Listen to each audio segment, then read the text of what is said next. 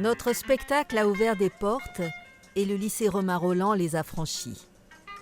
Notre méthodologie de travailler en sociologie et d'y associer le théâtre a été reçue avec enthousiasme par les élèves et leurs enseignants qui avaient vu au préalable notre spectacle. Nous leur avons proposé une collaboration et le sujet qu'ils ont choisi, l'islam dans les médias, leur est particulièrement sensible. C'est d'autant plus intéressant car cette expérience va leur permettre de mettre des mots sur leurs ressentis et de trouver des outils pour lutter contre leurs propres préjugés. Nous avons 3 séances de 2 heures. C'est une gageure, mais nous fonçons. C'est la première fois que je mène un projet aussi lourd avec une classe et j'avoue que je suis très satisfaite de ce qu'on a pu faire. Voilà. Merci. Votre nom? Ibn El Bouté Fouchnet. Il y a combien de lettres? 18, mais je vois pas où est le rapport. Il y a un problème, c'est que nos papiers officiels sont limités à 15 lettres pour les noms de famille. J'ai bien peur que ce ne soit pas possible. J'ai vu des élèves vraiment s'épanouir. Peut-être grâce à ces projets, oser prendre la parole, oser monter sur scène, alors qu'au départ, ils n'hésitaient pas trop. Et c'est vrai que ça, c'est une réussite. Les fautifs, ce sont les musulmans. Qui prend le travail des vrais Français? Qui prend le logement? Ce sont les musulmans. Ce sont eux qui sont à l'origine de tous nos soucis. Ils ont bouleversé la France, sa culture, son économie et même sa langue. N'avez-vous jamais entendu les starfoula, les voilà, sortant de la bouche de nos jeunes? Mais arrêtez, tout cela n'a aucun sens. Le français comporte bien des mots anglais tels que chewing-gum ou sandwich, et cela ne pose aucun problème. Ça porte sur la sociologie et c'est vrai que les élèves ont plus de difficultés à comprendre ce qu'est cette science.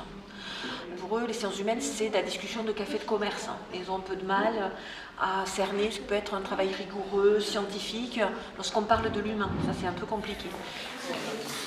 Et le fait que vous travailliez sur des thèmes sociologiques, moi, ça m'intéressait plus que sur des thèmes économiques. Vraiment, ça nous a fait plaisir que des gens viennent et qui nous donnent la parole en fait et qui nous permettent de s'exprimer comme ça parce qu'on n'a pas toujours l'occasion de faire part de nos ressentis et voilà. Ouais, mais moi je pense que ce serait peut-être plus intéressant que tu lui dises qu'est-ce que tu en penses. Enfin, c'est du flirt, hein.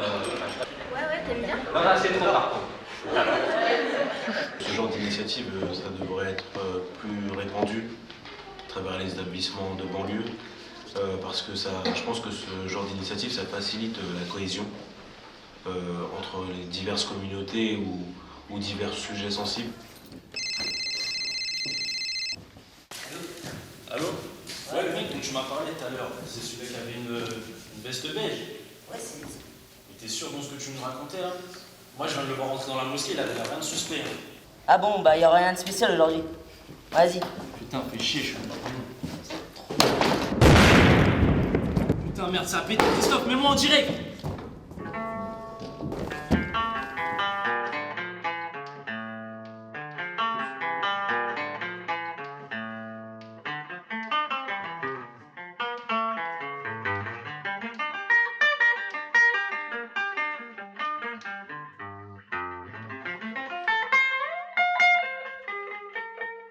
Il y a des élèves qui tenaient quand même pas, en fonction de leur personnalité ou de leur goût, de monter sur scène, mais donc ils ont proposé de sélectionner des images qui collaient bien avec chaque scénette. Et effectivement, le travail s'est fait ici, pendant que les camarades répétaient, et je crois que c'était aussi une contribution importante au projet de la classe. Et ce genre de projet est très fédérateur, en fait. Ça a été assez efficace. Alors d'abord parce que les élèves étaient surinvestis. Vraiment, je peux le dire comme ça, c'est-à-dire qu'ils n'ont pas loupé une séance, qu'ils ont ramené les articles de journaux qu'on leur avait demandé, qu'ils ont suivi. Ouais, ils étaient vraiment investis et sérieux et on sentait qu'ils s'étaient appropriés ce travail. Avec elle, on a parlé d'abord des mots comme stigmatisation, stéréotype, parce qu'on ne savait pas trop en fait. On sentait un peu la signification, mais on ne savait pas trop comment le définir. Et avec elle, on l'a défini, on a donné des exemples.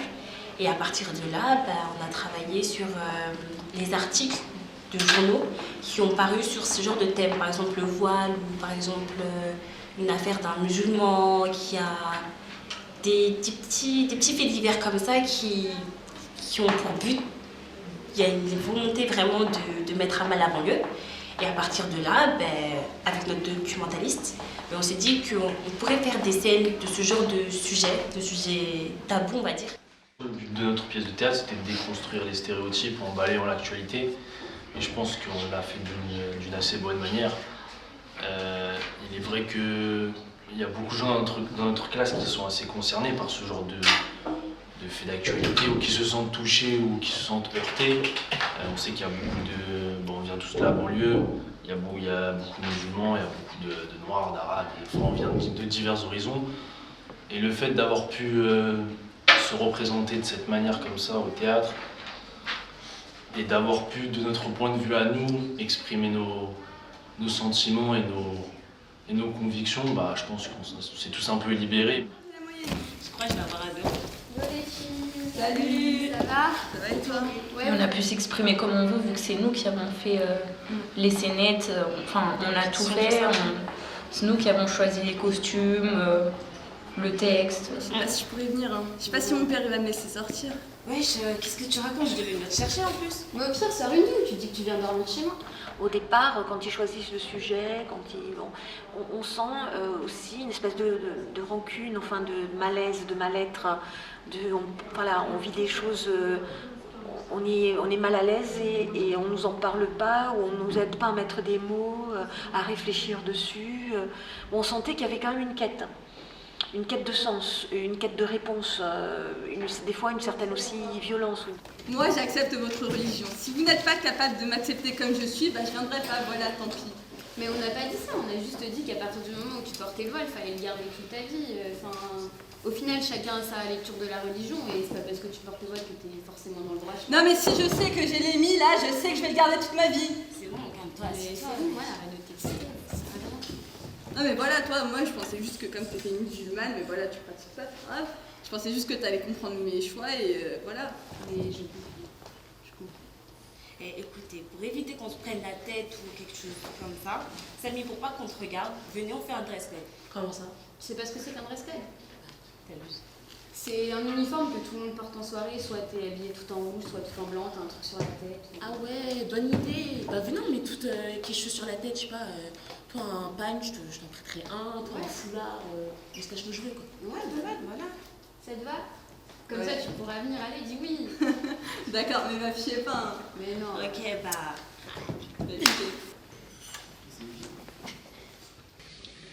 Comment est venue la conception de la scénette sur le voile, que j'ai trouvé très heureuse.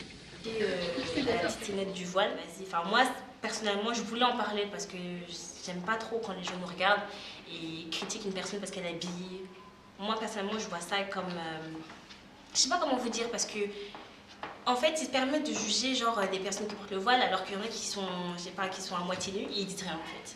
Que le voile c'était un choix personnel pour la personne. Que ça voulait pas dire qu'elle était soumise ou quoi.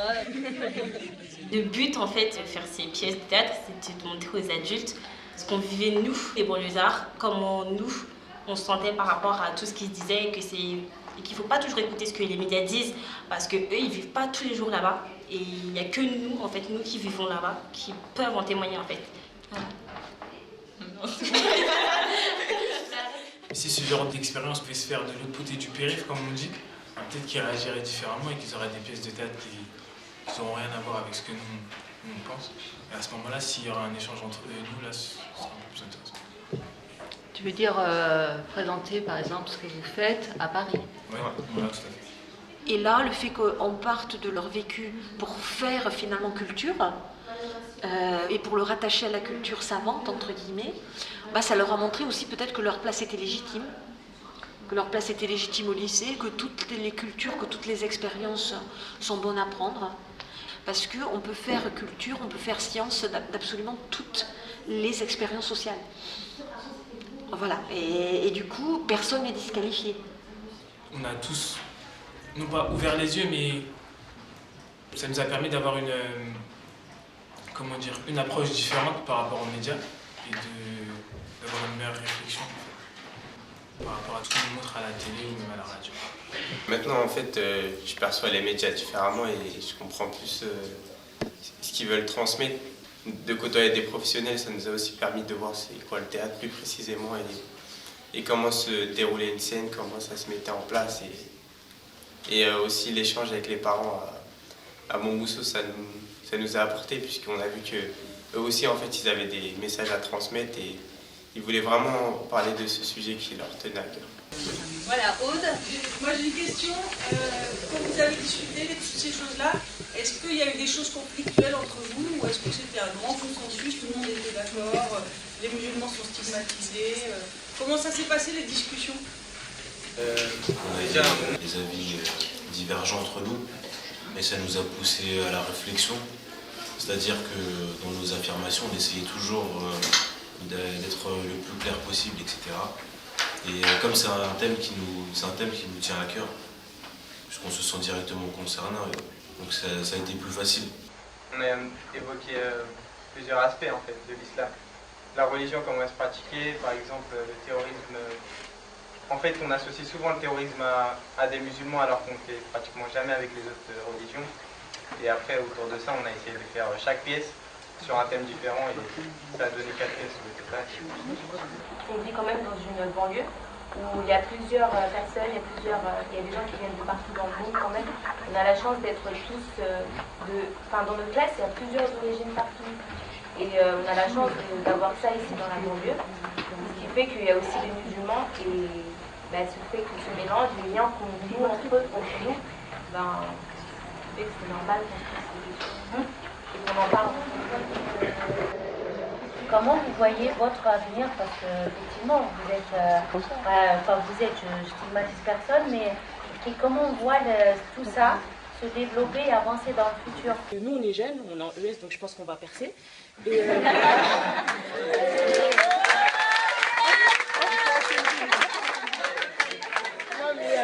tout ça pour dire qu'en fait, j'espère que ce sera nous les dominants de demain. Et c'est comme, je sais pas, c'est comme des bases en fait qu'on est en train de poser et qu'on pourra finir dans notre futur. En fait.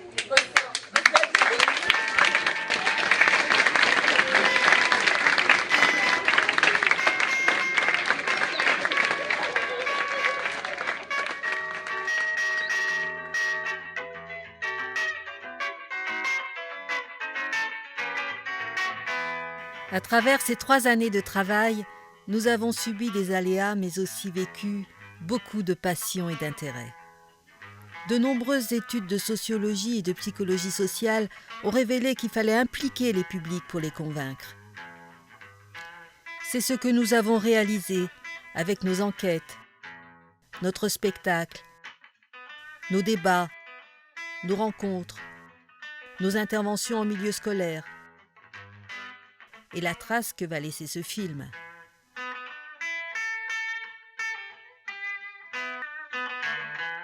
La conclusion avec le lycée est une belle leçon aussi pour nous, car nous avons beaucoup appris de ces jeunes, de leur lutte contre les discriminations et de leur courage. Toute la synergie qui s'est créée autour de ces travaux prouve la pertinence d'associer les chercheurs en sciences sociales, les artistes et les acteurs culturels. Cette démarche collective et pluridisciplinaire ouvre des horizons nouveaux et permet au public de prendre une distance avec ses préjugés. Ce succès nous encourage à vivre d'autres projets dans ce sens.